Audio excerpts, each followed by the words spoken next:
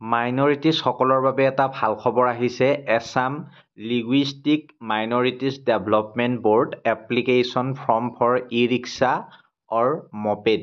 আপোনালোকে এবাৰ ভালদৰে চাই ল'ব। মই ধুনীয়াকৈ আপোনালোকক বস্তুখিনি স্পষ্টভাৱে দেখুৱাই দিম আৰু এই ফৰ্মখন ক'ত পাব, ক'ত আপোনালোকে জমা দিব লাগিব, এই সকলোখিনি বিৱৰণ মই আপোনালোকক দি দিম। গতিকে আগতে ফৰ্মখন কেনেকৈ ফিল আপ কৰিব লাগে লাহে ধীৰে আপোনালোকে চাব। যদি আপোনালোকে ই-ৰিক্সা লাভ কৰিব বিচাৰি আছে বা আপোনালোকে মপেড লাভ কৰিব বিচাৰি আছে, তেন্তে এই ভিডিঅ'টো অত্যন্ত গুৰুত্বপূৰ্ণ আপোনাৰ বাবে। ইয়াত sir, to the member secretary Assam linguistic minorities development board, ইয়াত লিখিছে। আপোনালোকে এইখিনি ভালদৰে চাই ল'ব। এইখন হৈছে ফৰ্ম। এই ফৰ্মখনো আপোনালোকে পাই যাব, চিন্তা কৰিব নালাগে। তাৰপিছত ইয়াত আপোনালোকে চাব যে এপ্লাইড ফৰ এনি টিক, ইয়াত আপোনালোকে দিব লাগিব টিক এনি ওৱান। ই-ৰিক্সা যদি লাগে ই-ৰিক্সাত, আৰু যদি আপোনালোকে মপেডত দিয়ে মপেডত। অৰ্থাৎ এই যিটো আঁচনি আছে, এই আঁচনিটো যিসকল যুৱক যুৱতীয়ে এতিয়াও স্বাৱলম্বী হোৱা নাই মাইনৰিটিজৰ, তেওঁলোকৰ বাবে হয়।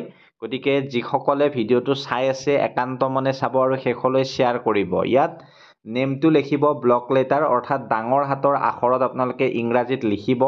তাৰপিছত ইয়াত দেউতাৰ নাম বা আপোনাৰ হাজবেণ্ডৰ নামটো লিখিব। তাৰপিছত 4 নম্বৰত এড্ৰেছ, এইখিনি পাৰিব। আপুনি গাঁৱত যদি বাস কৰে গাঁৱৰ ভিলেজত টিক দি কিনে গাঁৱৰ নামটো লিখিব। যদি টাউনত হয় টাউনত টিকটো দি নামটো লিখি দিব টাউনৰ। তাৰপিছত PO বুলি ক'লে পোষ্ট অফিচ। তাৰপিছত PS বুলি ক'লে পুলিচ ষ্টেচন। ডিষ্ট্ৰিক্ট বুলি ক'লে আপোনাৰ জিলাখন। তাৰপিছত পিন নাম্বাৰটো ইয়াত বহুৱাই দিব। 5 নম্বৰত আপোনাৰ মেৰিটেৰিয়েল ষ্টেটাছ। ইয়াত আপুনি মেৰিড নে আনমেৰিড টিকটো দি দিব। টিক দিয়া ঘৰটো আছে আপোনালোকে দেখিছে। তাৰ পিছত মেইনলি আপোনালোকে 6 নম্বৰত ফেমিলি এনুৱেল ইনকাম যদি আছে দিব। যদি চাৰ্টিফিকেটখন আছে বান্ধি দিব, খুবেই ভাল হয়। যদি নাই, ন' ফেমিলি ইনকাম বুলি লিখিব, একেবাৰে সহজ সৰল ভাষাত। তাৰপিছত ইয়াত 7 নম্বৰত মই আৰু পঢ়ি নাথাকোঁ, যদি আপুনি কিবা চৰকাৰী বেনিফিট পাই আছে, কিবা গভাৰ্মেণ্ট স্কিম পাই আছে, ইয়াত ধুনীয়াকৈ লিখি দিব সহজ সৰল ভাষাত। যদি নেজানে মোক আমাৰ যিটো হোৱাটছএপ চেনেল আছে তাত সুধিব পাৰিব। হোৱাটছএপ চেনেলৰ লিংক দিয়া আছে, তাত জইন হৈ ল'ব। ফৰ্মখনো হোৱাটছএপ চেনেলতে আপোনালোকে পাই যাব। তাৰপিছত 8 নম্বৰত documents to be uploaded online. আপোনালোকে ডকুমেণ্টছ অনলাইনত আপলোড কৰিব লাগিব। এই ফৰ্মখনো অনলাইনত আপলোড কৰিব লাগিব।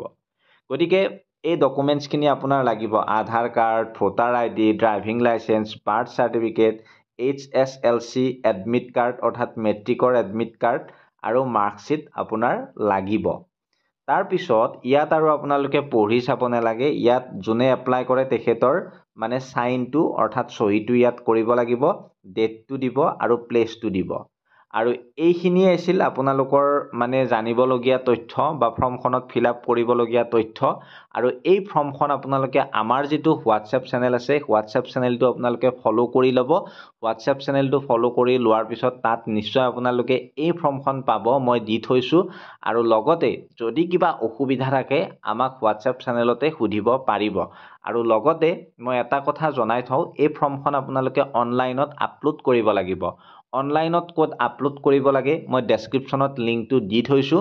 ধুনীয়াকৈ সেই ডেছক্ৰিপশ্যনত লিংকটোত আপোনালোকে ফৰ্মখন ফিল আপ কৰি তাত আপলোড কৰি দিব পাৰিব। গতিকে চিন্তা কৰাৰ বিশেষ প্ৰয়োজন নাই।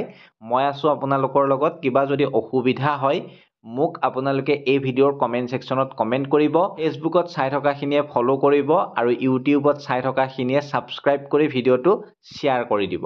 ধন্যবাদ। জয় অসম।